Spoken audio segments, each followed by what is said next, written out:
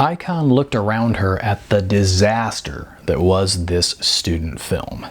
It wasn't her student film, mind you. Icon would never approach a film that she was directing in the way that this one was being approached. She wanted to be a director, and she took student productions seriously. But apparently, many of her classmates did not.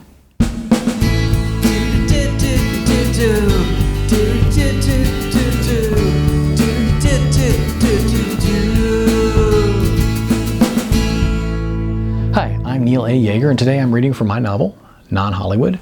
This video's description will give you more info on me and where you can find my books and other creative projects. This is chapter 25, Student Film. This was the film of one of her classmates, and said classmate seemed to have no idea what he was doing, nor did he seem to care. It seemed to her that for this so-called director, today was basically an excuse to have a day out with his buds. Icon had seen this sort of thing before. For some reason that she could never understand, it was not uncommon for students to not take their films seriously.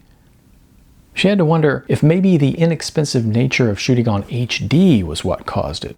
Were student films taken more seriously in the days when Lucas and Spielberg were in college and shooting on precious and expensive film? Or had it always been this way because student films were shot by students? Icon didn't know. All she knew was that she had been recruited as the camera person on this debacle, which meant as other people started to drift away as things fell apart, she was kind of forced to stick around as she was the one who had signed out the camera. She had only volunteered for this position because of the mother of the so-called director. The so-called director was a spoiled rich kid who seemed to have nothing much more on his mind than partying. But his mother was one of the top executives at one of the studios. Icon's quite logical thinking had been that if she could shoot some impressive footage for this drunken idiot, the product might be shown to and therefore impress the guy's mother.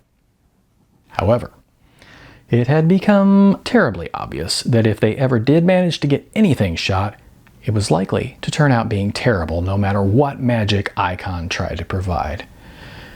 Icon looked over at where the so-called director and his friends, his so-called cast, sat drinking beer and talking. They were not talking about the film. For the entire time she had been sitting here, they had not once talked about the film. Instead, they were at present sharing some anecdote about their recent trip to Hawaii and how they had surfed naked with some beautiful Hawaiian girls. Icon had no idea whether this story was fact or fiction, but she could tell where it was headed. And where it was heading had nothing to do with the film. So she took the camera and started composing random shots of the surrounding scenery. Why not? She could entertain herself with it. She had a camera and she had things to shoot, so she went ahead and shot them. And perhaps whichever lucky person volunteered to edit this train wreck of a production might actually find something of value that could be edited in. Icon put on her headphones and started up her Dolphin Mantra playlist. It was nice to listen to the instrumental tracks as she looked through the camera's viewfinder and composed her shots. As she panned the camera across the clouds, which punctuated the blue sky, above the music of the Dolphin Mantra on her headphones, she could hear the laughing of the boys and the shouting of some rather disrespectful comments about Hawaiian girls.